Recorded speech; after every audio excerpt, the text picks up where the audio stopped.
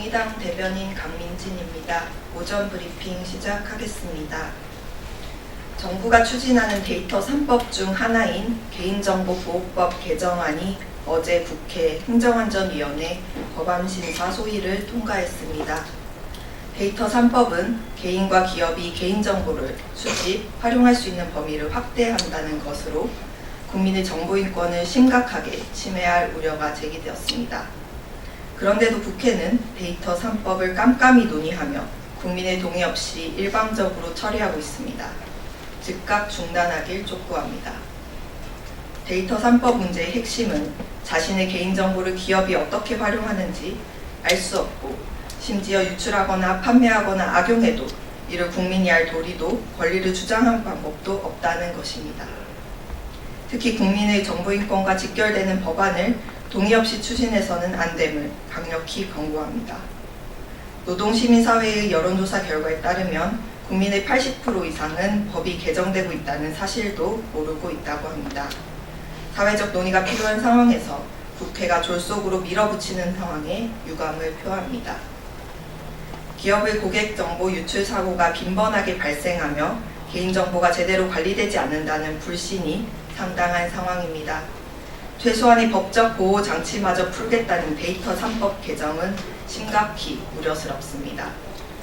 아울러 문재인 정부는 데이터 3법을 추진하는 이유로 혁신 경제를 내세우고 있습니다. 그러나 개인정보를 상품화한다면 국민에게 돌아올 피해가 명확히 예상되는 상황에서 이를 혁신 경제라 주장하는 것에 동의하기 어렵습니다. 국가인권위원회 또한 데이터 3법 개정안이 정보인권을 침해할 수 있다는 우려를 제기하면서 국민의 권리를 보호할 수 있는 제대로 된 규정을 마련할 것을 권고한 상황입니다. 국회는 이 권고를 외면해선 안 될 것입니다. 민생법안은 외면하고 기업의 소원 수리는 일심동체로 해결하는 국회와 특히 데이터 3법을 주도하는 정부 여당의 행보가 매우 우려스럽습니다. 이미 여러 우려가 제기된 만큼 국회는 데이터 3법의 처리를 중단하고 국민에게 설명하고 동의를 구하는 과정을 먼저 거치는 게 순서입니다. 국회가 깜깜이 놀이를 통해 국민의 기본 권리조차 내팽개친다면 국회에 대한 국민의 불신만 가중될 것임을 강력히 권고합니다.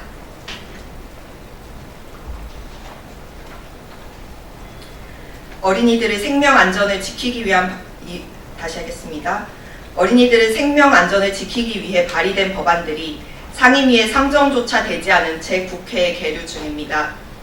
한음이법, 혜인이법, 하준이법, 태호유찬이법, 민식이법. 아이들이 더 이상 희생되지 않기를 바라며 법안에 아이 이름을 붙인 유가족들의 간절함을 무시하는 처사에 분노를 금치 않을 수 없습니다. 정치하는 엄마들과 유가족들은 296곳의 의원실을 방문해 어린이 생명안전법 통과 서명운동을 벌였지만 불과 국회의원이 32%만이 동의를 표했다고 합니다.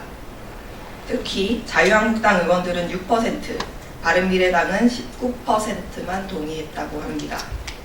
어린이들의 생명이 걸린 법안 앞에 당리당략을 더 중요하게 생각하는 것이 아닌지 우려스럽습니다. 아이들 응급조치 기준과 주차장 안전기준을 마련하고 스쿨존 안전 강화와 어린이 통학버스 사각지대를 없애는 것은 결코 복잡한 일도 아니고 쟁점 법안도 아닙니다.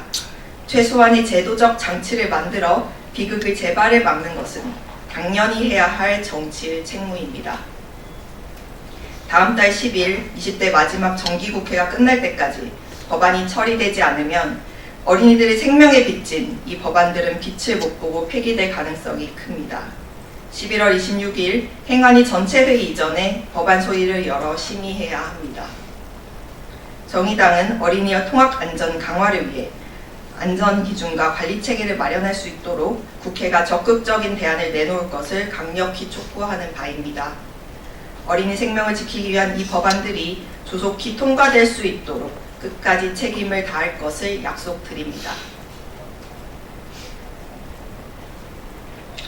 비료공장이 마을에 들어온 이후 주민 9명 중 22명이 암에 걸리고 14명이 목숨을 잃은 전북 익산 장전마을에 대해 정부가 처음으로 그 원인을 공식 인정했습니다.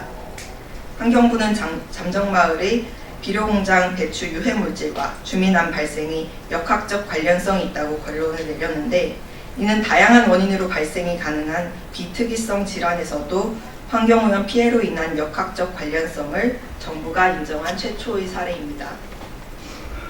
해당 비료공장에서 현행법상 퇴비로만 사용해야 하는 담배 찌꺼기를 고온 건조시켜 비료로 사용한 것이 주민암 발생의 원인이었습니다. 고온 건조 과정에서 나온 발암물질이 대기 중으로 퍼져 주민들이 무방비로 노출되어 온 것입니다.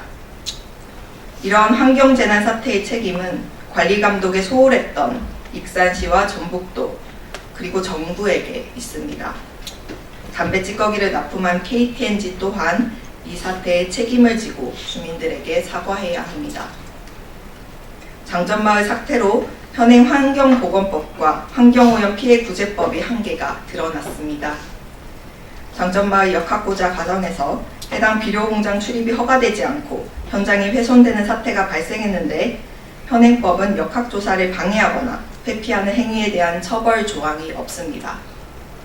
환경부 역학조사가 민간기관에게 용역을 주는 방식으로 이루어지고, 역학조사를 진행하는 데 전문가의 참여가 이루어지지 않고 있으며 조사를 진행하는 기본 시스템도 정비되어 있지 않은 상황입니다.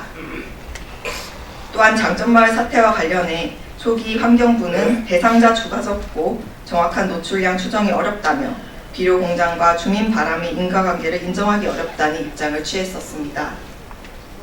이 같은 엄격한 인과관계 인정 기준은 환경오염으로 주민 피해를 입혀도 빠져나갈 구멍을 폭넓게 만들어 놓은 셈입니다. 정의당은 장전마을 주민들의 피해 회복을 위해 할 수 있는 노력을 다하겠습니다.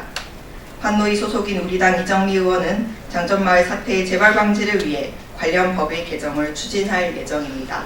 이상입니다. 감사합니다.